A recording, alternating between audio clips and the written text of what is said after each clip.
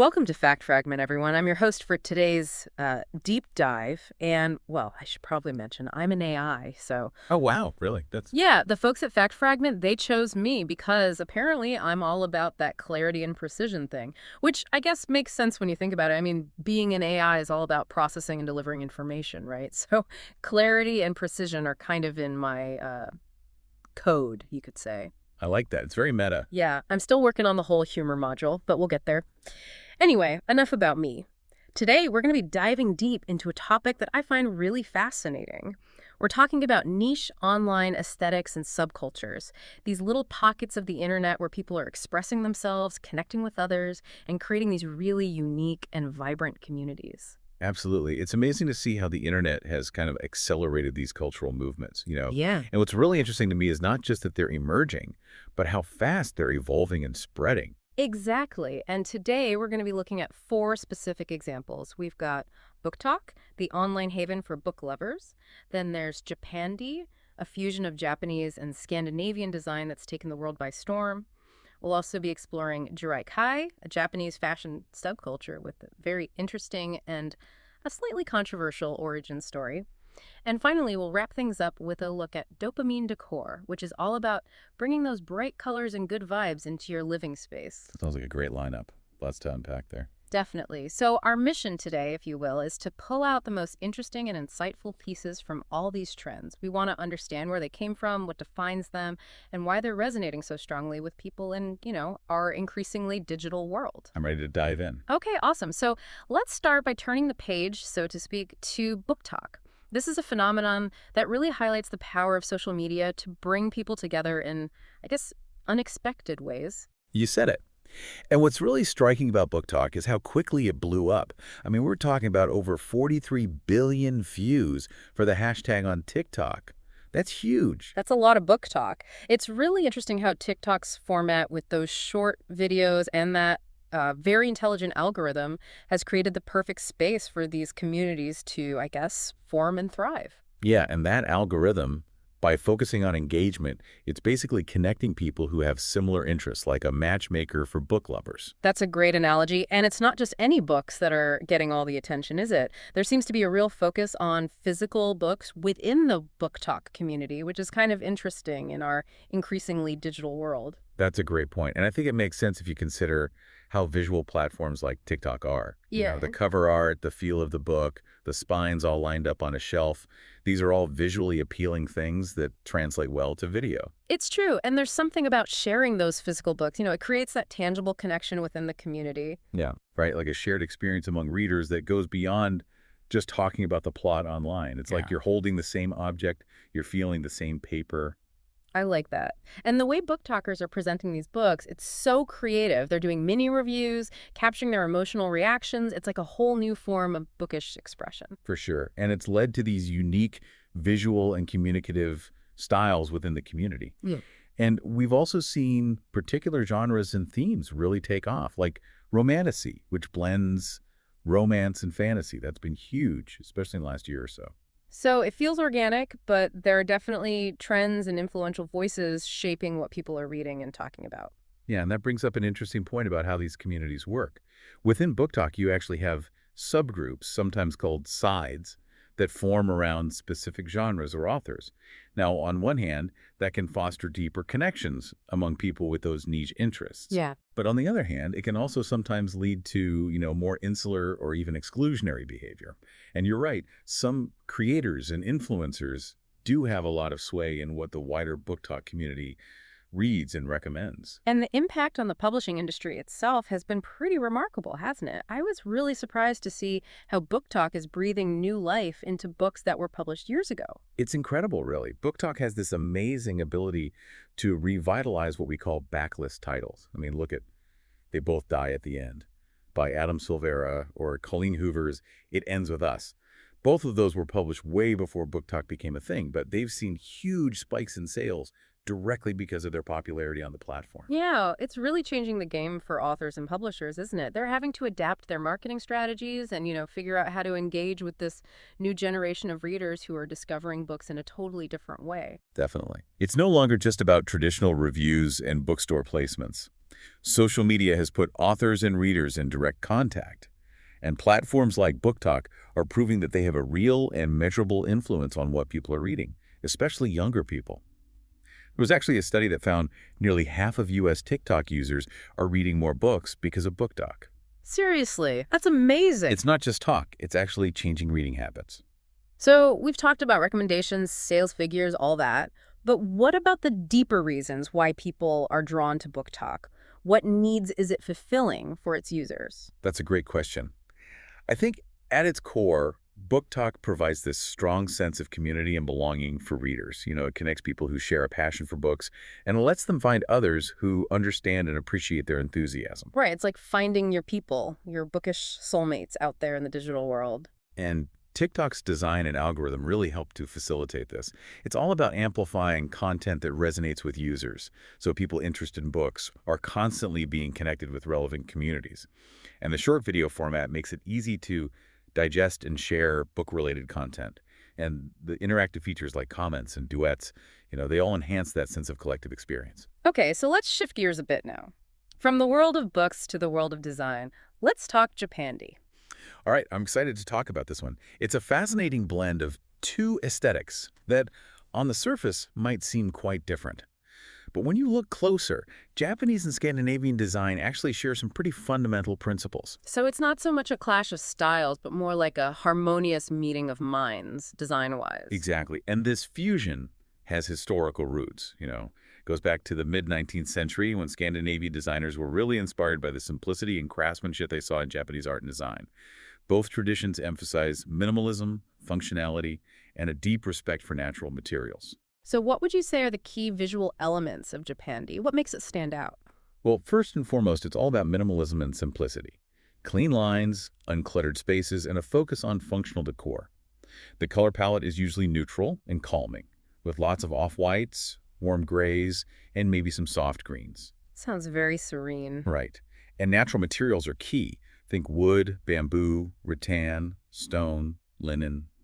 And the furniture tends to be functional, well-crafted, with those simple, often low-profile designs. Lighting is important too, prioritizing natural light and supplementing with soft, ambient, artificial light.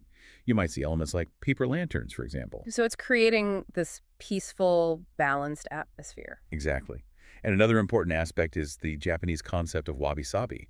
It's about finding beauty in imperfection, accepting things as they are, even with their flaws. So it's not striving for perfection, it's about embracing the natural beauty of things. I love that. And, I think this really resonates with a lot of people today. We're seeing a growing preference for calm, balanced spaces, especially in our homes. Makes sense. It's like a refuge from the chaos of the outside world. Exactly. And Japandi also aligns with the growing interest in sustainability and mindful living. Choosing natural materials, being intentional about what you bring into your space. It's about simplicity, comfort, and connecting with nature. And it's definitely become a huge trend. I mean, you see it everywhere now, from furniture stores to home decor magazines. It's really taken off. Absolutely. Japandi has had a major impact on contemporary furniture styles, color palettes, everything. And it's not just about aesthetics. It's also influencing lifestyle choices. People are embracing minimalism, natural living, all of that. So beyond just the visual appeal, why do you think Japandi is resonating with people on a deeper level? Well, there's definitely a psychological aspect to it. The minimalist aesthetic can bring a sense of calm and order to our often chaotic lives. And studies have shown that being surrounded by natural materials can actually have positive effects on our well-being. It's like bringing the outdoors in. And I think it also taps into some core cultural values, both in Scandinavian and Japanese societies. This emphasis on simplicity, functionality, respect for nature and craftsmanship, it resonates with people. And of course, we can't forget the role of online platforms in spreading the word about Japandi. Absolutely. The visual nature of Japandi interiors makes them perfect for sharing on platforms like Instagram and Pinterest. They're beautiful, photogenic, and people love to see them. And then you have all these online design blogs, influencers, hashtags like #Japandi. They're all contributing to its popularity. Okay, so we've talked about books, we've talked about design. Now let's dive into something a little different. Jirai Kei.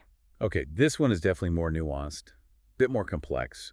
And as we mentioned earlier, the name itself has a pretty interesting and perhaps unexpected origin story. Right, it's not exactly a positive term, is it? Yeah, it comes from the Japanese phrase Jirai Onna, which is kind of a derogatory term.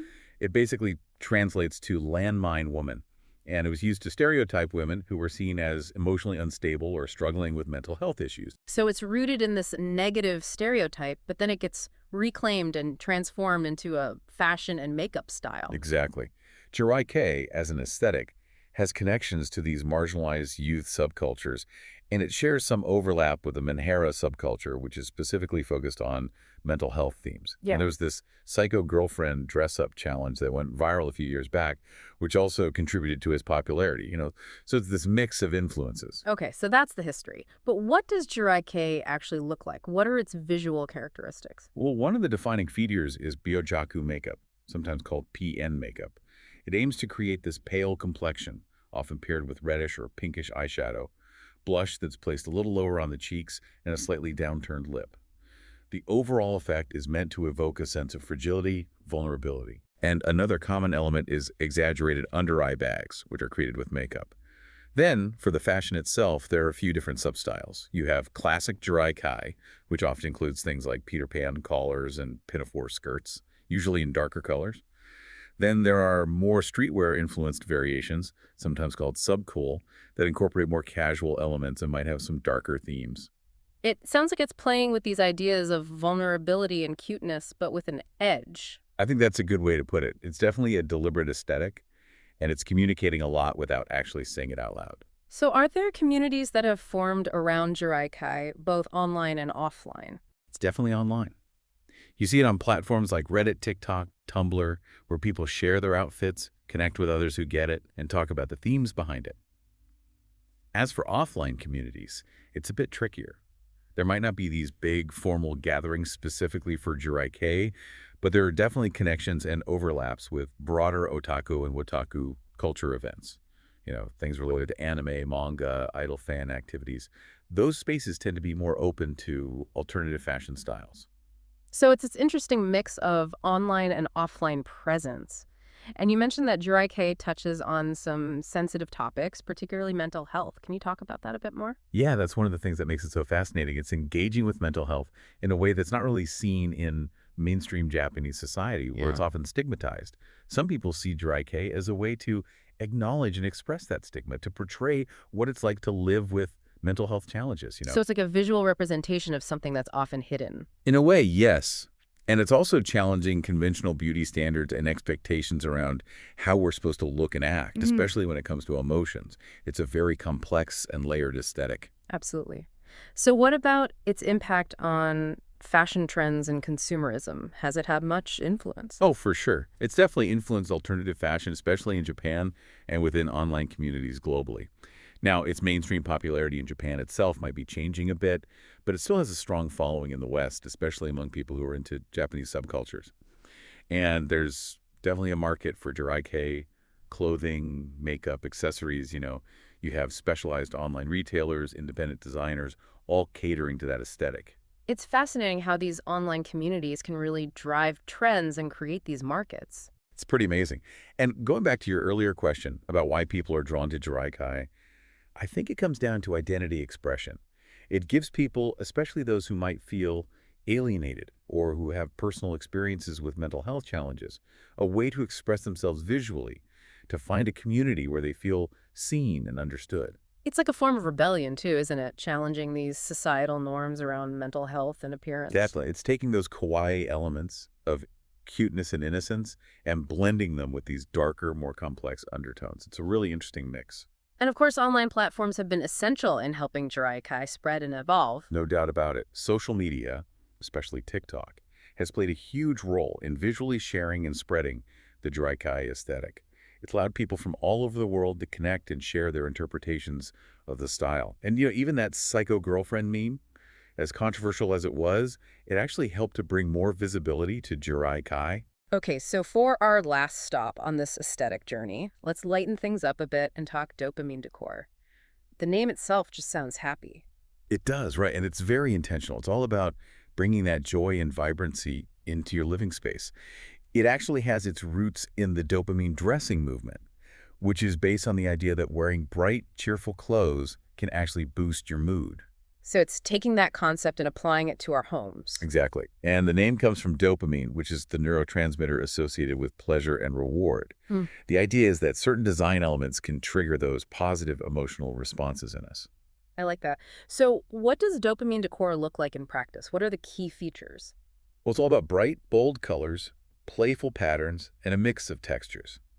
Think unexpected combinations of colors and prints, whimsical accessories, personal items that evoke positive memories, and just a general sense of fun. It often embraces maximalism and layering with a mix of different textures to add to the sensory experience. So it's like a celebration of individuality and self-expression, right? Your space is a reflection of you and what makes you happy. Definitely. And I think its popularity is tied to this growing focus on mental well-being and happiness. People are actively seeking out environments that make them feel good, you know? Yeah. And dopamine decor offers that. It's about creating spaces that feel comfortable, welcoming, uplifting. It's like a visual antidote to stress and negativity. I love that. And it's definitely a trend that's gaining momentum. You see it in design publications, in furniture stores, even in product design. People are craving that vibrancy and joy, and brands are responding to that. So is there any scientific basis to this idea that surrounding yourself with bright colors and fun patterns actually makes you happier? Well, there's definitely a connection to color psychology, which looks at how different colors evoke different emotions. For example, yellow is often associated with happiness and optimism, while orange can evoke enthusiasm and creativity. It makes sense. And it also plays into our need for self-expression, you know? Yeah. We want our homes to reflect who we are, and dopamine decor encourages that individuality.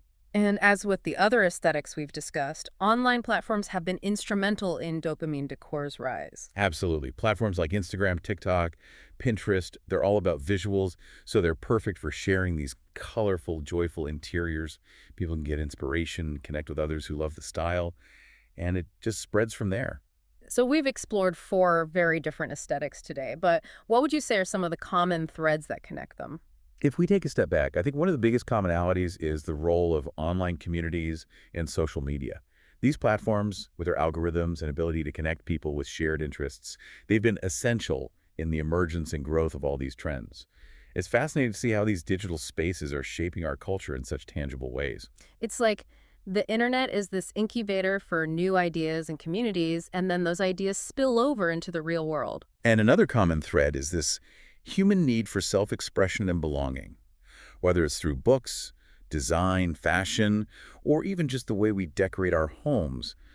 We all want to connect with others, to express who we are, to find our tribe. And these online aesthetics provide spaces for people to do that. It's about finding like-minded people, sharing your passions, and feeling validated. Exactly. It's about feeling seen and understood.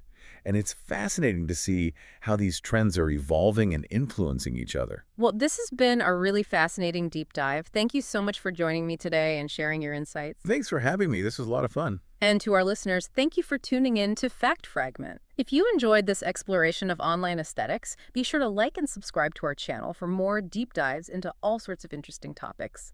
Until next time. Stay curious.